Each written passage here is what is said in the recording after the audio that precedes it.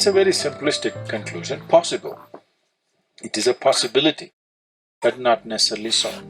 Genius means… the word genius comes from the word genesis, a genu, means creation or creativity or the source of creation.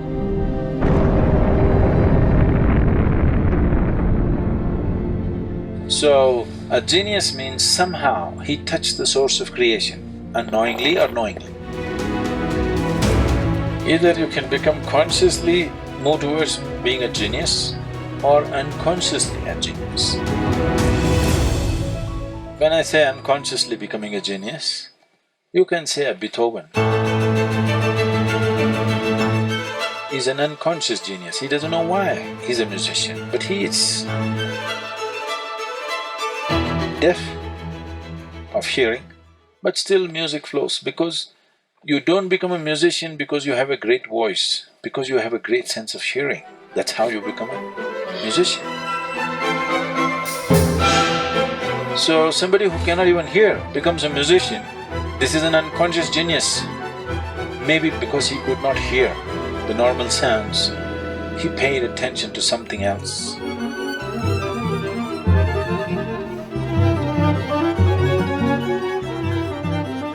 You have heard yogis speaking about how if you become meditative, first you will hear a bell, then you will hear a harp, then you will hear some other music. You heard these stories? Yeah. So, because everything was… he's tone deaf, he cannot hear any external sound, maybe he started listening to something else and sounds formed themselves into whatever, became a great musician. So this is an unconscious genius, probably. We cannot make that judgment, probably. But you never know, maybe he was conscious. Because he's in Europe, he could never talk those things. So maybe he only spilled out the music and never managed to speak because it's not allowed to be spoken in a particular society. If he was in India, he could blabber whatever he wanted, because a safety net.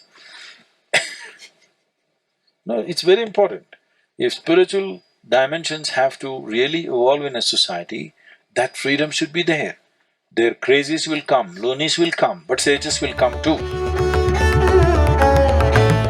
You heard of the mathematician Ramanujan? On his deathbed, he wrote a theorem. There are many others before that. But on his deathbed, he wrote a theorem. After 100 years, only in 2010, I think, they figured it out that this theorem describes the black holes in the universe. 100 years ago, even the concept of black hole did not exist in the scientific community. But he made a mathematical calculation for the black hole, describing black hole through mathematics. Because unless any theory that you make, unless you have a mathematical backbone, that theory is discarded. But now he did not have a theory, he just made a mathematical backbone. And he said, I don't know what this is, my Devi gave it to me.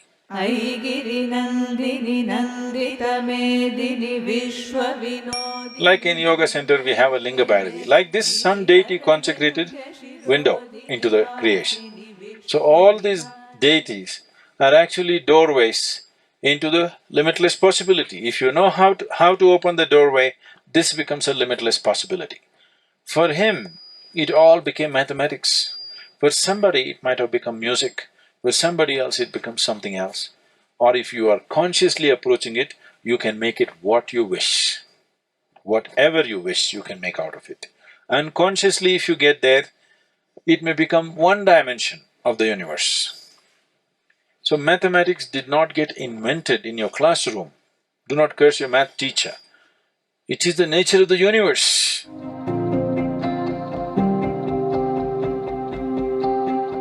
This is the only way the nature of the universe can be translated into human experience, and one of the reasonably efficient ways to do this is mathematics. Words would be total waste. The only efficient way to do it is to imbibe the universe as a part of yourself. That's what yoga means. Yoga means it's become one. Everything is in union.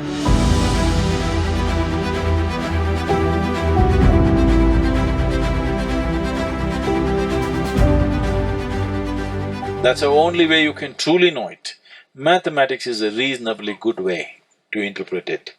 So, a genius might have happened due to many reasons, but it is not necessarily that in his previous life Ramanujam was a mathematician, a Beethoven was a musician, not necessary. There might have been something else. Definitely they were something of some consequence, okay? Definitely they were of some evolution of state within themselves.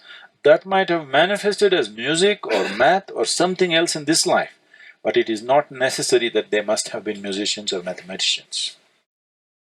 It is just that somehow they opened a window or a door. Because of that, one dimension of life became simply apparent for them.